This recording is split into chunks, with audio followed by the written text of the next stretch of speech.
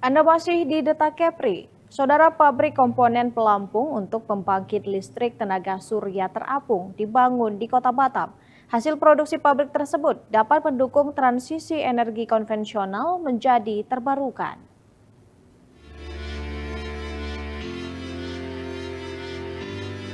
Pabrik ini memiliki kapasitas produksi hingga 20 megawatt per bulan, dengan target pasar proyek perusahaan listrik negara, sektor swasta, dan berpeluang ekspor ke luar negeri. Managing Director Utomo Solar Panel Terapung, Antodi Utomo menuturkan, saat ini pelanggan bervariasi, namun yang terbesar masih PLN.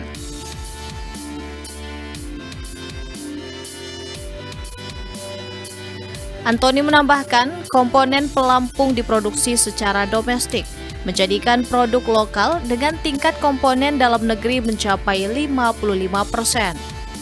Salah satu yang terbesar untuk kategori komponen fluter di Indonesia. Tidak terlalu besar Pak, satu bulan itu dengan 3 mesin ini kita bisa memproduksi 20 megawatt. Tapi tentu tidak terbatas ke Tembesi karena konsumen kami sebetulnya di luar Batam pun juga banyak. Dan sesuai doa teman-teman tadi ya, harapan kita juga bisa melakukan ekspor Pak.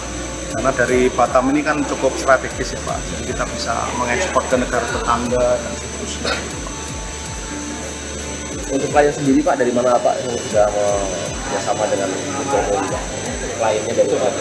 Oh iya, saat ini pelanggan kita cukup bervariasi Pak, meskipun PLN adalah pengguna terbesar karena seperti kita ketahui PLTS Terapung ini ya pada umumnya di lokasi-lokasi yang menghasilkan listrik untuk digunakan PLN.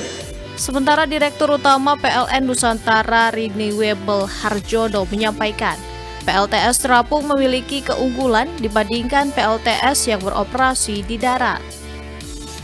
Keunggulan yang dimaksud adalah sistem terapung yang tidak membutuhkan lahan untuk mendirikannya.